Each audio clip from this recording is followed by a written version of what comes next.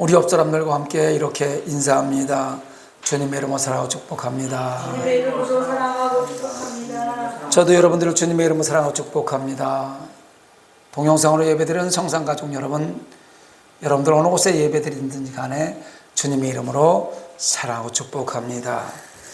한번 따라합니다. 너희는 이 세대를 본받지 말고 오직 마음을 새롭게 함으로 변화를 받아 하나님의 선하시고 기뻐하시고 온전하신 뜻이 무엇인지 분별하도록 하라. 할렐루야. 지난 한 주간 동안 우리 하나님의 귀한 백성들이 기도해 주셔서 야복강 기도원 집회를 한 주간 잘 마치고 건강한 모습으로 돌아왔습니다.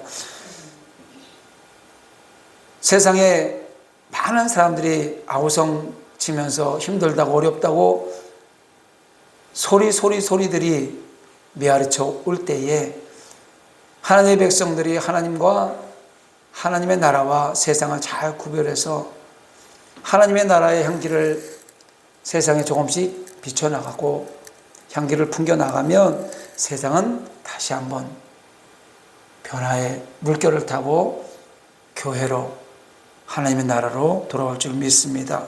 잘 분별하셔서 하나님의 백성들의 삶을 살아내시기를 부탁드립니다. 오늘 야고보서 5장 7절로 11절을 본문에서 인내하는 자는 복되다 라는 제목으로 은혜의 말씀을 나누려고 합니다. 사랑하는 성도 여러분, 신앙생활을 하면 고난, 고통은 사라지고 평화만이 온다. 신앙생활을 하면 어려움은 없어지고 복 받는다. 이런 메시지를 전하면서 많은 사람들이 몰려들던 시기가 지나가는 것 같습니다. 사실 신앙 믿고로 무고난 무고통이라는 공식은 틀린 겁니다. 신앙생활하면 고통이 없다? 신앙생활하면 고난이 안 온다? 이것은 공식이 틀렸다는 것입니다. 왜냐하면 성경은 성도가 하나님 나라에 들어가려면 많은 시련을 겪어야 할 것이라고 사도행전 14장 24절에 사도 바울이 말하고 있어요. 성도가 하나님 나라를 향하여 한 걸음씩 나아가는 길에는 평안만 있는 것이 아니라 고난과 고통이 수반된다고 이야기하는 것입니다. 그래서 야고보 사도는 이 땅의 삶 속에서 성도들이 믿음을 지키며 당하는 시련과 고난을 길이 참으라, 오래 참으라, 끝까지 참으라, 이렇게 권면하고 있는 거예요. 신앙이란 이 땅에 살아가면서 평탄대로로 진입하는 안내 표지판이 아닙니다. 신앙이란 고난과 시련이 있는 험한 세상의 길을 어떻게 가야 하는가를 알려주는 이정표예요. 다시 말해서 신앙이란 인생의 기준과 삶의 목표를 모이며 어떤 인생을 살아가야 하는가를 사람들에게, 하나님을 믿는 하나님의 백성들에게 지시해주는 가장 확실한 등대 같은 것입니다. 항해하는 배들이 거센 물결을, 폭풍과 비바람을 헤쳐서 항구로 향할 때 반짝거리는 등대불을 보고 안전한 항구를 향해서 들어오듯이 힘들고 어려운 시련과 고난과 슬픔과 좌절과 고통의 시간들을 살아가면서 신앙생활을 하나님의 백성들이 하나님의 말씀에 반짝이는 그 생명의 빛을 보고 안전한 포구 예수 그리스도의 품 안으로 들어오는 그 모습, 그것을 가르쳐주는 이정표라는 거예요. 그래서 본문의 야고보 사도는 성도의 삶 가운데 앞으로도 시련과 고난이 계속될 것을 전제하면서 이런 상황에 있는 형제자매들, 이런 상황에 있는 성도들에게 그 길, 시련과 고난의 길에서 성숙한 성도가 갖춰야 할 태도, 각오, 이것을 권면하고 있는 거예요. 성경은요, 세 부류의 성숙한 사람들을 오늘 본문에서 이야기하고 있습니다. 첫째, 혀를 다스리는 사람은 성숙한 사람이다. 자기 혀를 다스리는 사람은 성숙한 사람이라는 거예요. 야고보서 3장 8절에도 보니까 혀는 능히 길들일 사람이 없나니 쉬지 않은 악이요 죽이는 독이 가득한 것이라. 이 혀 하나로요 사람을 죽이기도 하고 살리기도 하고 진토에 내리기도 하고 음부에 내리기도 하고 하나님의 영광 중에 올리기도 하는 거예요. 가난하게도 하고 부하게도 하고 기분이 좋게도 하고 나쁘게 하고 이 혀 하나가 사람의 운명을 좌우할 수 있는 그런 것들인데 이 혀에는 독이 가득한데 왜? 좋은 말보다는 나쁜 말을 더 많이 쏟아낸다고 이야기하는 거예요. 잠언서 18장 21절에도 보면요, 죽고 사는 것이 혀의 힘에 달렸나니 혀를 쓰기 좋아하는 자는 혀의 열매를 먹으리라. 죽고 사는 것이 우리 이 말에 달렸다는 거예요. 혀에 달렸다는 거예요. 여러분 어떤 말을 해서 살리는 말을 할 것입니까? 성경은 혀를 잘 다스리는 사람이 성숙한 사람이다, 이렇게 얘기하고 있는 겁니다. 두 번째는 나를 좋아하는 사람과 미워하는 사람 구분 없이 다 좋아하는 사람이 성숙한 사람이라는 거예요. 나를 좋아하는 사람만 좋아하는 건 당연한 거죠. 그런데 원수까지도 사랑하는 하나님 말씀에 순종해서 나를 미워하는 사람까지도 다 좋아하는 사람, 이런 사람이 성숙한 사람인데 쉽지 않아요. 나를 미워하고 해코지하고 나를 분노하게 만드는데 어떻게 그 사람을 좋아할 수 있습니까? 그러나 성경은 미워하는 사람까지 좋아해야 성숙한 사람이 될 수 있다. 세 번째로 인내심이 강한 사람이 성숙한 사람이라는 거예요. 끝까지 참는 사람이 성숙한 사람이에요. 누가 뭐라고 하든지 어떤 환경 속에 있든지 어떤 고난이 닥쳐오든지 끝까지 인내하는 사람이 성숙한 사람이다. 그래서 오늘은 세 번째, 이 인내심이 강한 성숙한 사람들에 대해서 오늘 살펴보려고 합니다. 그래서 제목이 뭐예요? 인내하는 자는 복되다. 어떻게 하든지 참고 견디면서 행해야 무슨 일인지 할 수 있어요.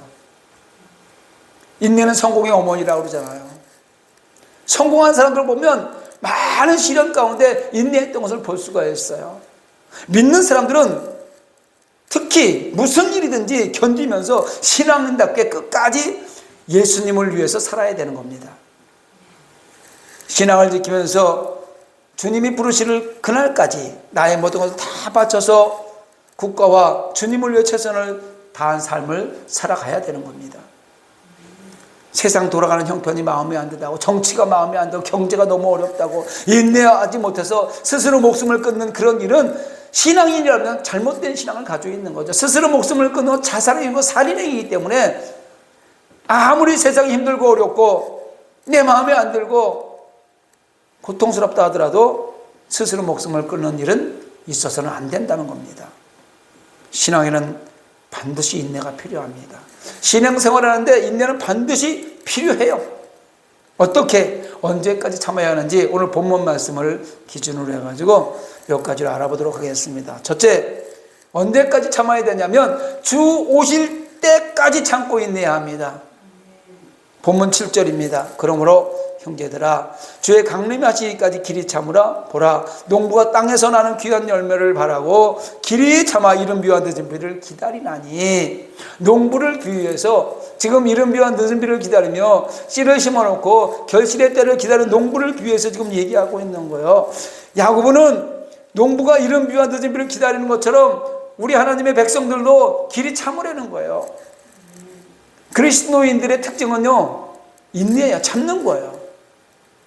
세상 사람과 구별되고 세상 사람과 틀린 것은 순간순간 분노의 시간, 억울한 것이 온다 하더라도 끝까지 참는 것이 그리스도인의 특징입니다. 주님이 재림하실 때까지 참으라는 말은 세계의 역사와 개개인의 삶이 결국 모두 하나님께 달렸다는 거예요. 모든 세상 이치 돌아가는 모든 것들은 하나님의 구속사 안에서 이루어지기 때문에 모든 것이 하나님께 달렸기 때문에 참으라는 거예요. 주님이 오실 때까지. 온 우주의 역사가 내 욕심과 내 정력과 내 수고와 내 희생으로 되는 것은 없습니다. 하나님이 나를 통하여 역사하시고 모든 일을 주관하실 때 이루어지므로 그분의 뜻이 온전히 성취되기를 기다리는 의미라는 거죠. 인간은 하나님의 도구는 될 수 있습니다. 그러나 세계를 움직이고 역사를 바꾸는 주역이 될 수는 없어요. 그건 하나님이 하시는 일이에요. 내 힘으로 무언가 해보겠다는 의지는 허망한 생각이죠. 내가 무엇인가 세계의 역사를 한번 바꿔보겠다. 이런 걸 허망하다는 거예요. 우리에게는 각자에게 주어진 사명들이 합쳐져서 세상에 돌아가는 거예요. 각자에게 맡겨진 일을 다 할 때 교회가 돌아가고 세상이 돌아가고 하나님의 나라가 돌아가는 거예요. 인간에게는 한계가 있기 때문에 어느 한 사람이 하나님의 나라, 이 세계를 움직일 수는 없습니다. 세계를 움직이는 일은 오직 하나님이 하시는 일이에요. 우리는 그 일부분, 예를 들어서 정치가 하면 정치로, 경제가 하는 경제로, 교사는 가르치는 일로, 또 학생은 공부하는 것으로, 주부는 가정살림 하시는 것으로 각자에게 맡겨진 그 사명만 잘 감당하면 되는 거예요. 언제까지요? 주님이 오실 때까지 충성하면 되는 겁니다. 주님이 오시는 때는 언젠가요? 두 가지로 구분이 되죠. 주님이 오시는 때는 두 가지로 구분이 돼요. 첫째는 내가 인생의 삶의 나이가 연수가 다해서 내 생명을 하나님께 데려가는 그날이 나에게는 주님이 오시는 날이에요. 이 땅에 주어진 시간을 살다가 주께서 부르실 그때 그분 곁으로 가는 것이 주님이 오시는 날 아니겠습니까? 또 두 번째는요, 예수께서 구름 타고 천사장의 나팔소리와 함께 오시는 것. 내가 살아있어서 올 수도 있고, 오늘 올 수도 있고, 내일 올 수도 있고, 언제 올지 몰라요. 이때는 하나님의 나팔소리와 함께 천사장과 함께 재림 예수님이 오시는 거죠. 이때는 모든 사람이 다 일어나 주님의 심판을 받게 되는 거예요. 이날은 심판날이에요. 온 우주 하나님이 지으신 모든 피조 세계는 그날 심판받는 거예요. 더 이상의 시간은 없어요. 그날 천국, 지옥 딱 갈려지는 거예요. 수명이 다해서 이 세상을 떠나든지 주님이 오셔서 우리를 부르시든지 간에 우리는 한순간 최선을 다해서 이 땅에 충성하며 사는 삶을 살아야 되는 거예요. 오늘 오실지 내일 오실지 언제 오실지 알 수 없는데 대충 살아서는 안 된다는 거예요. 최선을 다해서 하나님 말씀에 충성하며 삶을 살아야 되는 것입니다. 마치 농부가 농사를 지으려면 열매를 기다리는 것과 마찬가지입니다. 농부는 봄에 씨를 뿌리죠. 그러고 난 뒤에 비가 오기를 기다립니다. 그게 이스라엘은 이른비예요. 씨를 뿌려놓고 비를 기다리지 않고 물을 요즘에 많이 주잖아요. 물을 많이 주면 싹이 많이 날까 해서 물을 많이 주면요, 너무 많이 줘도요 씨앗이 썩어서 씨가 나오지 않습니다. 적당한 비를 하나님께서 내려주는 거예요. 이른 비와 늦은 비를. 이스라엘은 농사를 시작할 때요, 그때 비가 한번 와서 파종을 합니다. 씨를 심는 거예요. 그 다음에 추수하기 바로 직전에 열매가 이제 완벽하게 열기 위해서 그 늦은 비가 또 한번 온다고 합니다. 그 때에 맞춰서 씨를 뿌리고 농작물을 손질해야 풍성한 수확을 얻을 수 있는 거예요. 우리가 농사 짓 걸 한번 생각해 보세요. 우리가 먹는 쌀 하나를 만들기 위해서 농부가 88번 정도의 허리를 굽혔다 폈다 한다고 그래요. 우리가 쌀 하나라도 소중히 여겨야 될 이유가 바로 그것입니다. 얼마나 많은 시간 쓰고 쌀 하나를 만들기 위해서 농부가 수고하는지 몰라요. 쉽게 우리는 시장에 가서 돈만 주면 쌀 사고 반찬거리 사고 여러 가지 곡식을 살 수 있지만 사실 그거 하나를 만들어내기 위해서 농부는 파종하고 그 열매가 맺어서 건강한 열매로, 좋은 열매로 맺어서 사람들에게 식탁에 올라갈 때까지 얼마나 많은 시간을 기다리는지 몰라요. 사과나무를 심어놓고 일주일 뒤에 따먹으면 얼마나 좋겠어요. 사과나무를 심어놓고 3년은 기다려야 사과가 열기 시작하고 기다림이 필요하다는 거예요.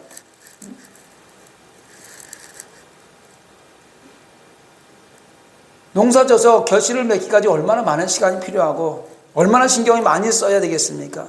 그리고 육체적인 수고도 아끼지 않아요. 농사 짓는 사람들 보면 정말 시골에 가봐서 알겠지만 손 마디마디가 다 부러뜨고 얼굴이 시커멓게 타고 얼마나 힘들었는지 몰라요. 그 사람들이 그 수고가 있기 때문에 우리는 맛있는 음식이 되어서 우리가 먹을 수 있는 거죠. 농사 짓는 일은 매우 힘든 작업이죠. 기다림의 훈련이 필요합니다. 인내하는 데는 성공이 있고 열매가 있습니다. 인생은 인내의 영속입니다. 여러분 지금까지 한번 살면서 생각해 보세요. 내가 얼마나 많이 인내하고 살았는지. 한 생명이 세상에 태어나기 위해서는 어머니가 10달을 참아야 되는 거예요. 그 태어난 아기가 바로 나자마자 막 걸어다니고 뛰어다니면 좋을 것 같은데 적어도 세발 자전거를 타기까지는 4년 5년을 기다려야 세발 자전거를 또 타죠. 유치원부터 시작해서 대학까지 공부를 다 마치게 해도 최소한 17년을 기다려야 대학까지 나올 수 있고, 그리고 끝까지 참고 공부한 사람이 대학을 졸업하면서 학사 학위를 받을 수 있는 것입니다. 인생은 참는 겁니다. 참는 가정이 결국 행복한 가정입니다. 가정 가운데 왜 이혼율이 높아집니까? 못 참아서.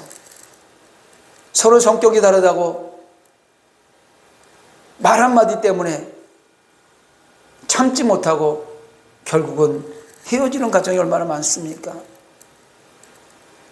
인생은 참는 자에게 성공을 선사하는 거예요. 그래서 기독교 신앙은 인내의 신앙입니다. 끝까지 기다리는 거죠. 예수님께서는 언제까지 참으셨습니까? 십자가에서 물과 피를 다 쏟으시고 죽기까지 참으셨어요. 예수님의 말 한마디면 천군 천사 불말과 불병거가 와서 이 땅을 초토화시킬 수 있는데, 그 예수님이 십자가를 지셔야 저와 여러분의 죄가 그 십자가에서 도말되고 사함받고 예수 믿고 구원받는 그 길을 가기 때문에, 예수님께서는 그 모진 고난, 그 고통의 시간을 죽기까지 참으셨다는 거 아니겠습니까? 그렇다면 우리는 언제까지 참아야 합니까? 8절에 보니까 너희도 길이 참고 마음을 굳건하게 해라. 주의 강림이 가까우니라. 낙심하지 말고 주께서 오시는 날까지 기다리고 참으라고 지금 이야기하는 거예요. 세계의 역사와 내 인생은 하나님께서 주관하신 것이므로 우리는 낙심할 필요 없습니다. 지금 힘들고 어렵습니까? 낙심하지 마십시오. 그 또한 하나님께서 우리를 하나님의 구속사에 배열시켜 놓은 시간이기 때문에 그렇습니다. 낙심하지 않기 위해서는 마음을 강하게 먹으시기 바랍니다. 왜? 인내는 쓰다, 그러나 그 성공의 열매는 달기 때문에 그렇습니다. 자기의 생명을 바치고 자기의 모든 정력을 다 바쳐서 하나님이 원하시는 대로, 하나님이 뜻하시는 대로, 하나님께서 나를 통하여 이루고자 하시는 일에 마지막 정성까지 다 들여서 천국 백성이라는 복을 받으시기 바랍니다. 두 번째로 인내해서 복을 받으려면 불평하지 말고 기다려야 돼요. 인내할 때는 불평해서는 안 돼요. 힘들고 어려운 일이 있을 때 불평해서는 절대 안 됩니다. 참는 방법이 두 가지가 있어요. 원망하고 불평하면서 참는 사람이 있고요, 불평하지 않고 원망하지 않고 참는 사람이 있습니다. 9절에 보니까 형제들아 서로 원망하지 말라. 그리하여 심판을 면하리라. 원망하고 불평하는 사람은요 심판을 받는다는 말이에요. 인내는 똑같이 신앙생활하면서 참고 넘어가고 있는데 서로 원망하지 말라는 거예요. 원망하면 심판을 받으니까 원망하지 말아야 심판을 면한다는 거 아니겠습니까? 원망하고 불평하는 사람은 무슨 일이든지 잘하지 못해요. 뭘 하나 맡겨놓으면 그거 하면서도 투덜투덜대고 불평하고 왜 나만 시키냐고, 왜 나는 이런 일만 해야 되냐고 그런 일을 하잖아요. 믿음의 공동체에서도 마찬가지예요. 추운 겨울에 교통봉사하는 사람들, 그 사람들이 사명감 가지 않고 그 추운 그 추위를 이겨내면서 인내하지 않으면 왜 나만 이렇게 밖에서 봉사해야 되냐고 이렇게 하지 않겠습니까? 그런 사람도 실제로 있어요. 불평하는 사람들은요 무슨 일을 맡겨놓은 사람도 불안해요. 사실은 어떤 일을 맡겨도, 무슨 일을 맡겨도 맡겨진 일에 최선을 다하는 사람이 잘 되는 것을 우리는 볼 수 있습니다. 원망 불평 없이 인내하고 끝까지 견디는 사람이 열매를 맺고 하나님께 복을 받습니다. 이 믿음의 공동체에서 무슨 회의를 할 때도요 시간이 조금 지나면은요 시간이 길다고 원망하고 불평, 어차피 그 시간 그 자리에 그 일 때문에 왔는데 그거를 원망하고 불평하면서 투덜대는 사람들이 얼마나 많은지 몰라요. 이런 사람들은요 무슨 일을 맡길 수가 없어요. 원망 불평 없이 인내하고 끝까지 견디는 사람이 열매를 맺게 되고 하나님께서 그런 사람에게 복을 주시기를 원하시는 거예요. 당신의 인생 여정에 어떤 어려움이 있더라도 인내하면서 주님을 의지하면 하나님께서 은혜를 내려주십니다. 여러분이 여정 속에 힘들고 어려운 일이 없을 수 없어요. 그럼에도 불구하고 인내하면서 나를 위해 십자가 된 그 주님을 의지하는 그 마음을 끝까지 지키면 하나님께서 하나님의 때에 놀라운 은혜를 베풀어 주신다는 것 기억하시며 살아가시기 바랍니다. 성도가 더 참아야 할 이유는 오늘 본문에 보니까 심판자가 문 밖에 와서 서 있기 때문에 참아야 되는 거예요. 주님 오실 날이 다 됐다는 거예요. 주님이 문 밖에 와서 기다리고 있어요. 우리가 억울한 일을 당하고 손해본 일이 있어도 최후의 심판자인 예수 그리스도께서 바로 문 밖에 오셨으므로 우리가 우리의 원한을 갚아주실 겁니다. 나를 억울하게 한 사람, 나에게 손해를 입힌 사람, 나에게 사기를 친 사람, 내 돈을 떼어먹은 사람, 나를 미워한 사람, 그들이 모두 하나님 앞에서 심판받는 날이 곧 다가온다는 거예요. 심판주가 문 앞에 와 있으니까. 공의로운 심판자가 문 밖에서 기다리시기 때문에 우리는 참아야 합니다. 또 주님께서 다 해결해 주실 것이기 때문에 참을 수 있는 겁니다. 그리스도인은 사람을 보고 사는 것이 아니라 하나님을 보고 살아갑니다. 영원한 세계 천국에 소망을 두고 살아갑니다. 또한 원수 갚는 일이 심판자에게 달렸다고 지금 성경은 말하고 있어요. 세상의 일로 실망하거나 포기하거나 절망하지 마시기 바랍니다. 우리가 본받아야 할 인내의 신앙인으로 선지자들과 욥에 대해서 한번 살펴보려고 합니다. 첫째, 선지자들은요, 형제들아 주의 이름으로 말한 선지자들을 고난과 오래 참음의 본을 삼으라고 10절에 말하고 있습니다. 우리 신앙의 선조들은요, 주의 말씀대로, 주님의 말씀대로, 성경대로 살기 위해서, 주님의 뜻을 이루기 위해서 온갖 고생을 했습니다. 돌에 맞아 죽기도 하고요, 짐승에 물려 죽기도 하고요, 옥에 갇혀서 죽기도 하고요, 동굴에 숨기도 하면서 굶기를 밥 먹듯 하기도 하고 사자굴에 던져져야기도 했지만 그 모든 고통을 다 이겨냈습니다. 인내했다는 거죠. 목숨을 버리면서까지 신앙을 지켰다는 겁니다.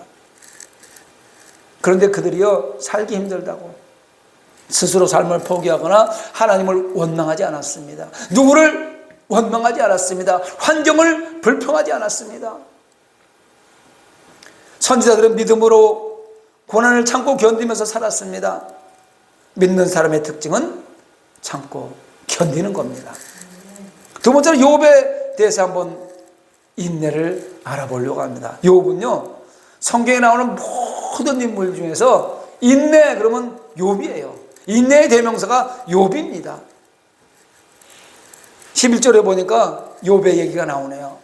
보라, 인내하는 자를 우리가 복되다 하나니 너희가 욥의 인내를 들었고 주께서 주신 결말을 보았거니와 주는 가장 자비하시고 긍휼히 여기신 자신이라. 인내하는 사람이 하나님의 은총을 입는다는 거예요. 중간에 포기하는 사람들, 낙심하는 사람들, 겁내는 사람들, 불안해하는 사람들, 이런 사람들은 아무것도 얻을 수가 없어요. 중간에 포기하면, 가다가 아니 가면 아니감만 못하라, 가다가 중지하면 아니감만 못하라. 끝까지 가야 된다는 거예요. 힘들어도요. 끝까지 참는 사람들은 하나님께서 베푸신 은혜의 열매를 수확할 수 있어요. 농부가 씨를 심어놓고 비가 오기를 기다리고 풀이 나면 잡초를 제거해주고 땅이 굳어지면 땅을 한번 엎어주고 이러면서 그걸 잘 가꿔야 결국 열매를 맺을 시기가 오면 그 열매를 수확할 수 있는 것과 마찬가지입니다. 신앙인들도 마찬가지예요. 그 힘들고 어려운 일이 있다고 해서 교회를 떠나고, 전염병이 있다고 해서 교회를 떠나고, 이렇게 힘들고 어렵다고 해서 예배의 자리를 떠나고 있는 사람들 어떻게 수확을 맺을 수 있겠어요? 어떻게 열매를 수확할 수 있겠습니까? 욥은 그렇게 참았어요. 저와 여러분이 아무리 큰 어려움을 지금 당하고 있다 하더라도 욥의 고난에 비하면 그것은 고난도 아니라고 말할 수 있습니다. 성경을 욥에 대해서 너무 잘 알잖아요. 욥은 하루아침에 10명이나 되는 자녀를 다 잃어버렸어요. 욥은 가지고 있던 재산을 하루아침에 다 잃어버렸습니다. 가족들도 전부 다 죽었습니다. 집도 폭풍이 와서 다 무너져 내렸습니다. 심지어 욥의 아내까지도 욥을 위로하기는커녕 사실 이런 일이 있을 때 우리가 재산을 다 탕진하고 갑자기 일이 있어 자녀들 다 죽고 집도 절도 다 없어져 가지고 길거리에 나왔는 그 순간에더라도 부부가 살아있다면 우리 힘 앞에서 다시 한번 살아봅시다 이렇게 얘기해야 되는데 욥의 아내는 야 네가 믿는 하나님 욕하고 죽어버려라 이렇게 말했으니 욥이 얼마나 기가 막혔을까요? 응? 당신이 지금 고생한다고 생각되거든. 하나님께서 왜 나에게는 고난을 주시는가 생각하기 전에 욥을 한번 생각하면서 인내하시기 바랍니다. 당신의 아내 혹은 여러분들의 남편이 나가 죽어라 이런 소리 말합니까? 그렇지는 않잖아요. 욥에게는 아내의 저주도 지옥이었지만 더욱 고통스러운 사건이 있었는데 온몸에 피부병이 난 거예요. 온몸에 피부병이. 욥은요 가려운 곳이 얼마나 가려운지 기와장으로 가려운 곳을 턱턱 긁고 있어요. 거기가 긁고 있어요. 거기서 피가 나고 고름이 나는데 개가 와서 그걸 핥아고 있어요. 개를 하나 쫓을 수 있는 힘도 없을 정도로 몸에 질병이 와가지고 고난을 당하고 있습니다. 그러나 욥은 이러한 고난 중에서 이런 환난 중에서 이런 아픔 중에서도 한 번도 불평하지 않았다는 것을 욥기서에 보면 나와요. 욥기서 1장 21절에 보니까 주진이도 여호와시요 거두신이도 여호와시오니 여호와 이름이 찬송을 받을지니이다. 하나님을 원망하지 않고 극한 상황 속에서도 하나님을 찬양하는 그 제목을 찾아내는 이런 욥. 하나님을 찬양할 수 있는 그것을 찾아내는 그런 욥. 이런 사람 같은 사람을 하나님께서 그냥 두실 것 같습니까? 이런 사람은 절대 그냥 두지 않아요. 어떤 고난이 와도 하나님을 찬양한다고 생각해 보세요.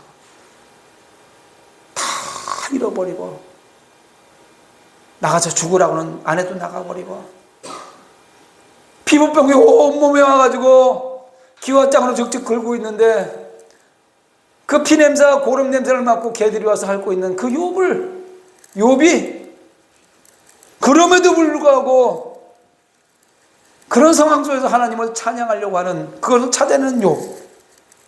그런 사람을 그냥 두시겠냐 이 말입니다.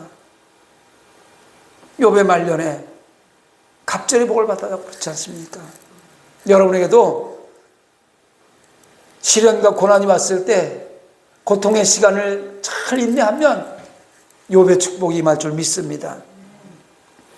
사랑하는 성도 여러분, 오늘 본문 11절 말씀에서 볼 수 있듯이 주는 가장 자비하시고 긍휼히 여기시는 분이시기 때문에 이와 같은 믿음을 가지고 끝까지 하나님을 바라보고 끝까지 하나님께 감사하고 끝까지 하나님을 찬양하는 사람들에게는 하나님의 자비와 긍휼을 베풀어서 결국은 우리 삶의 그 고난과 고통의 저주의 사슬을 끊어버리고 하나님의 축복으로 채워줄 줄 믿으시기 바랍니다. 잠깐 지나가는 거예요. 사실은요. 시간은요 어김없이 지나갑니다.